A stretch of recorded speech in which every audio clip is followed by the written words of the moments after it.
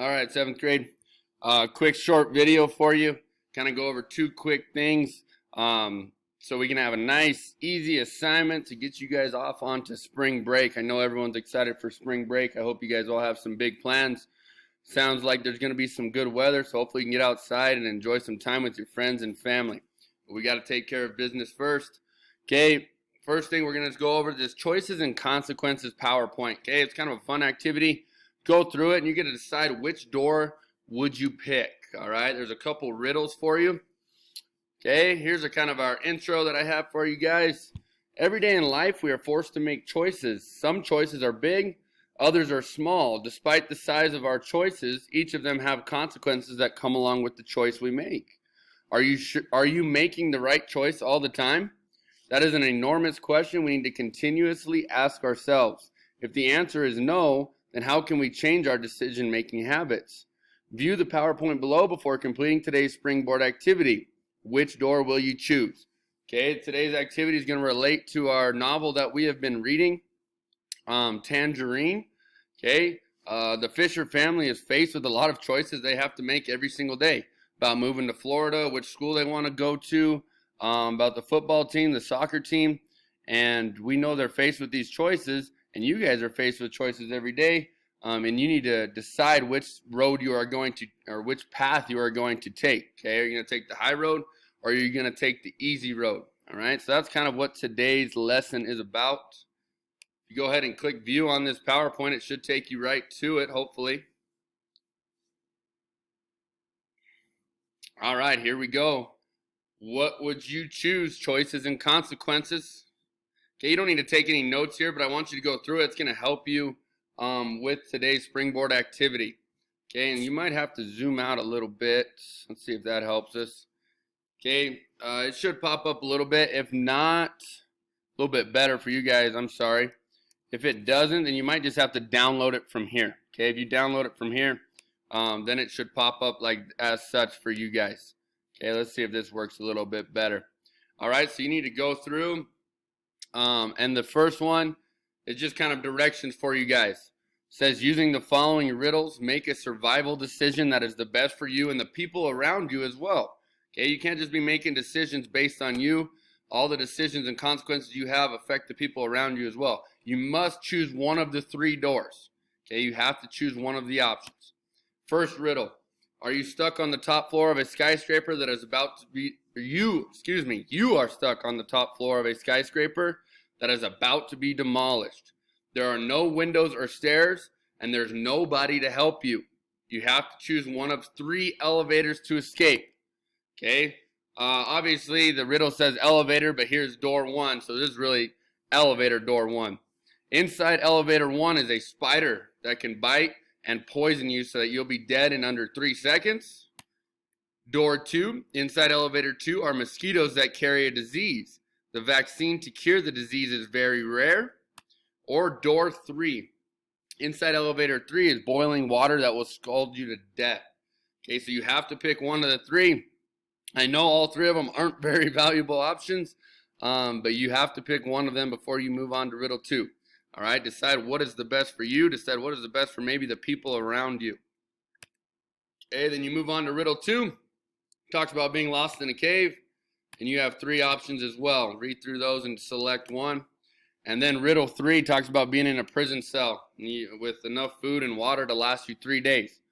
Okay, so kind of a short, fun activity that's going to lead us into our Tangerine choices and consequences springboard activity. So it tells you after you get through those 3 and you make one decision of which door you're going to go on each of the riddles, then you need to go back to Schoology and complete the springboard activity on choices and consequences that the Fisher family deals with through part 1 of our novel. We should be through part 1 by now. Some classes you should be close to finishing up part 1.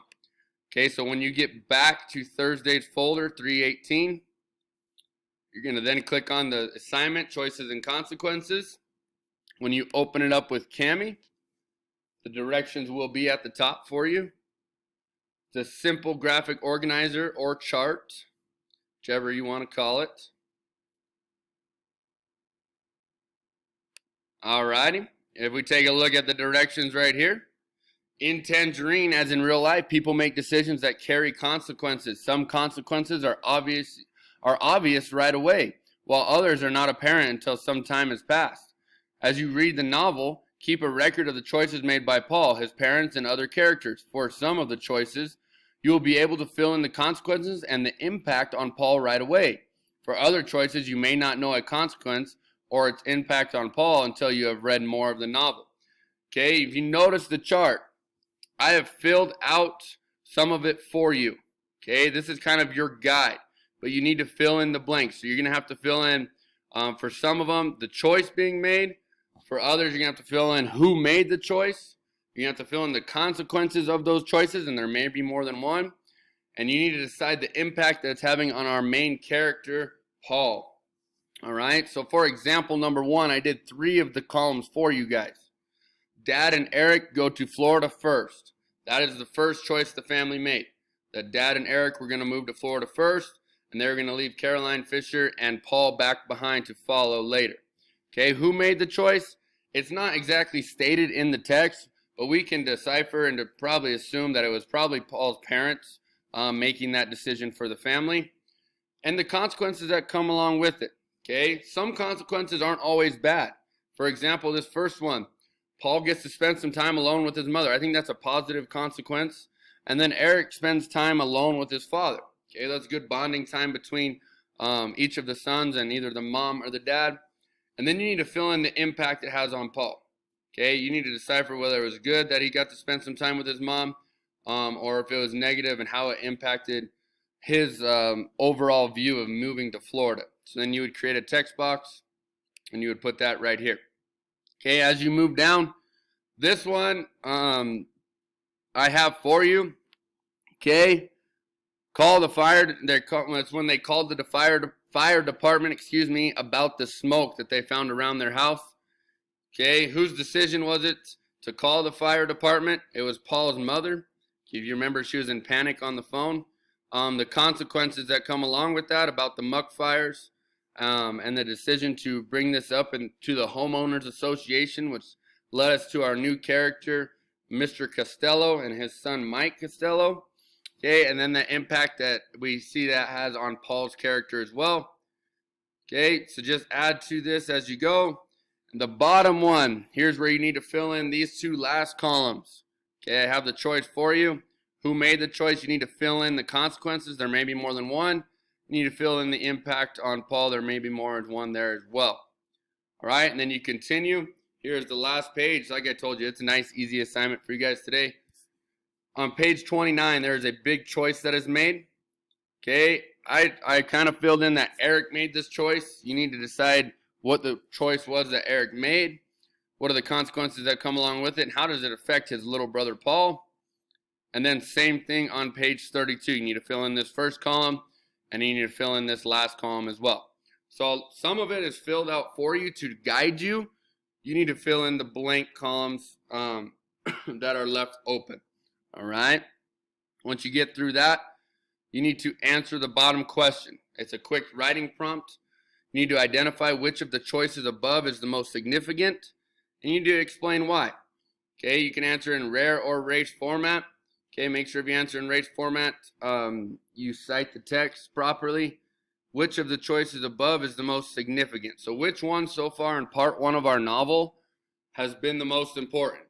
Okay, probably not Dad and Eric going to Florida first. Okay, because that's just kind of a simple to set up our setting and some background information to get us going in our story. But as you go through, you need to pick which one just so far in part 1 that you think has been the most important choice and had the most significance on our story. Once you fill out that and a good 2 or 3 sentence rare or race response, you are done. All right, and then your only job after that is to have a great spring break. We'll see you guys when you come back.